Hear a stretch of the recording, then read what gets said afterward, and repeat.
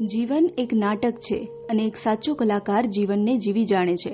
કચ્છના એવા જ જાણીતા કલાકાર એટલે કે જગદીશભાઈ ગોર કે જેઓ વર્ષોથી નાટક અને ફિલ્મ સાથે જોડાયેલા છે. અત્યારે પોતાની 78 વર્ષની ઉંમરે પણ તેઓ સતત એક્ટિવ છે. તો જાણીએ તેમના જીવન વિશે અને તેમના અનુભવો વિશે તેમના જ શબ્દોમાં. નમસ્કાર, મારું નામ જગદીશચંદ્ર પુરુષોત્તમ ગોર છે. ભુજનો રહેવાસી છું. મને નાટક અને આ બહુ બચપણથી નાનો હતો ત્યારથી જ શોખ હતો. મેં પહેલો નાટક કર્યો 1954ની અંદર. ત્યારે કચ્છના કલેક્ટર શ્રી ખાબડે સાહેબ હતા. એમને મારું નાટક જોઈને એટલા ખુશ થઈ ગયા, મને તેડી દીધું. ત્યારે મારી ઉંમર કંઈક 7-8 વર્ષની હશે. તેડી દીધું અને ખીચામાં હાથ નાખીને એના ખીચામાં 5 રૂપિયાની નોટ આવી. 1954ની વાત છે. આ 5 રૂપિયા મને ગિફ્ટ આપ્યા. એ 5 રૂપિયા અમારા શિક્ષકે લઈ લીધા મારી પાસેથી. પણ ત્યારથી મને શોખ છે. એના પછી મેં ઘણા નાટકો કર્યા. મને આમ બચપનની શોખ છે અને મને પ્રોત્સાહન આપ્યું અહીંના ભુજના બીજા લોકોએ. ધરતીકંપ પછી મારી પરિસ્થિતિ એવી થોડીક નબળી પડી ગઈ હતી. તો એ વખતે અહીંયા જે ગ્રુપો ચાલુ હતા નાટકના, એ લોકોએ મને સાથ અને સહકાર આપ્યો. એમાં સૌથી પ્રથમ જો કહું તો સુરેશ બિજલાણીએ મને સાથ સપોર્ટ આપ્યો. એમના સ્ટ્રીટ પ્લે ચાલુ હતા, એમાં મને તેડી ગયા કે જગદીશભાઈ તમે ચાલો, એમ તો તમારા આર્થિક રીતે તમને થોડીક મદદ મળશે. અને એને જોઈને ત્યાર પછી તો નરેશ ગુપ્તનાની છે, જયેશભાઈ છે, અલગ અલગ પંકજભાઈ છે, ઘણા લોકોએ આવી અને મને આવી રીતે ઇનડાયરેક્ટલી સપોર્ટ કર્યો. અને આવી રીતે મેં લગભગ 2000થી પણ વધારે સ્ટ્રીટ પ્લે કર્યા. 2000ની સાલમાં અમે નાટક કરતા હતા ટોબા ટેક્સી. આ ટોબા ટેક્સીનો અમારા રિહર્સલ ચાલુ હતા અને કચ્છની અંદર આમિર ખાન એક પિક્ચર લઈને આવ્યા. એમનું નામ હતું લગાન. એટલે મને ઈચ્છા થઈ લગાન શૂટિંગ જોવાની. એટલે મારા એક મિત્રને મેં વાત કરી કે તમે તો છો બધા લગાનમાં, તો મને ખાલી શૂટિંગ જોવા જવું છે. કારણ કે મારું વિડીયો શૂટિંગનો અત્યારે કામ હતો. તો લાઇટિંગ કેમ કરે છે અને કેવી રીતે ડાયરેક્શન આપે છે, આ બધું જોવા માટે. તો કલાકારોએ ના પાડી કે ના ભાઈ, આમાં તો જે કલાકારો છે એને જ આવવા મળશે. મેં કહ્યું ઠીક છે, હું પણ કલાકાર જ છું ને, નાટકમાં ભાગ લઉં છું. તો કે હા, હજી એક ઓડિશન બાકી છે, ત્રીજું. એટલે લગન પિક્ચરનું ત્રીજું ઓડિશન દેવા હું ગયો. મને ડાયલોગ આપવામાં આવ્યો, ડાયલોગ બોલ્યો અને મુંબઈવાળા બધા ખુશ થઈ ગયા, તાળીઓ પાડી. અને મને લગાનમાં કામ મળ્યું. એટલું જ નહીં, લગાનની અંદર 250 કલાકારો કચ્છના હતા. એ 250 કલાકારોમાંથી મને એકલાને ડાયલોગ ડિલિવરી દેવા માટે કહેવામાં આવ્યું. એટલે લગાન પિક્ચરમાં મારો ડાયલોગ છે કચ્છની અંદર.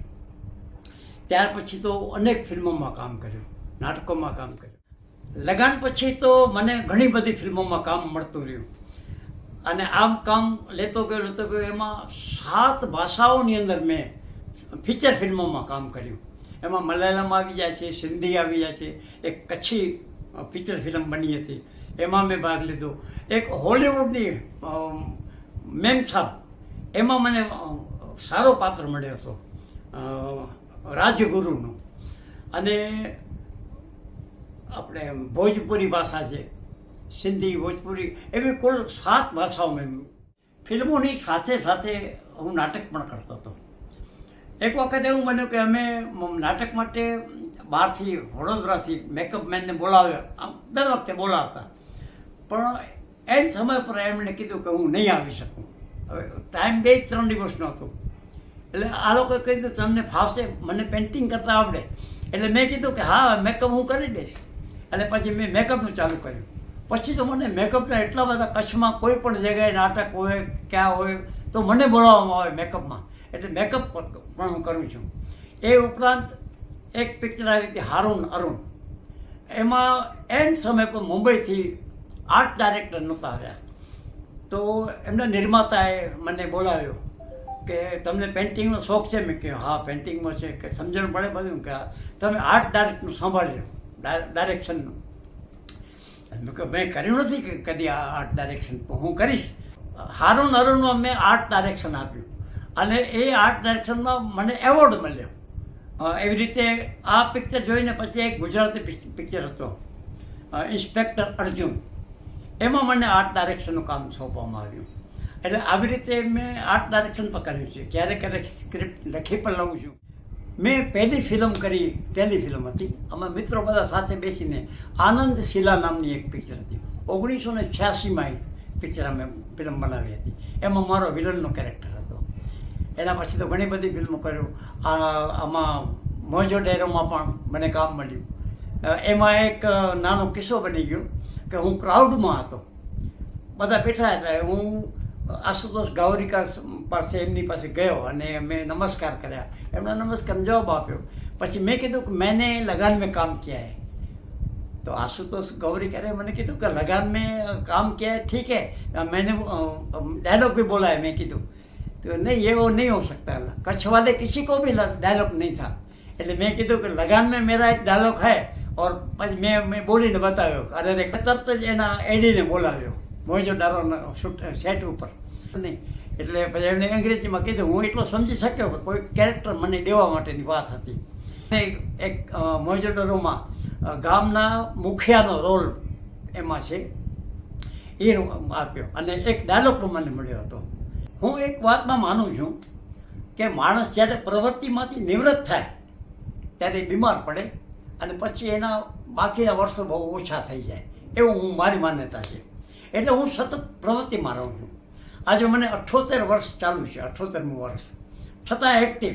મારો એક સોમવાર એવો દિવસ છે કે જેમાં હું ક્યાં નથી જતો, ઘરે બેઠો. હું મંદિરે તો જાઉં જ છું, પણ એના સિવાય બીજી કંઈ પ્રવૃત્તિ નથી કરતો. હું કવિતાઓ લખું, હું હાસ્ય ક્લબ ચલાવું છું, એનું પ્રમુખ છું. તો એમાં પણ અમે 100 મેમ્બરો છીએ. દર ગુરુવારે અને રવિવારે અમે ગાર્ડનમાં સાથે મળીએ અને જૂની ફિલ્મોના ગીતો ગાઈએ અને જોક્સ કરીએ. એના સિવાય કવિતાઓ લખું છું, કવિતાઓમાં જાઉં, ફિલ્મમાં એક્ટિંગ કરું. આવી રીતે અલગ અલગ પ્રવૃત્તિઓમાં હું રોકાયેલો રહું છું.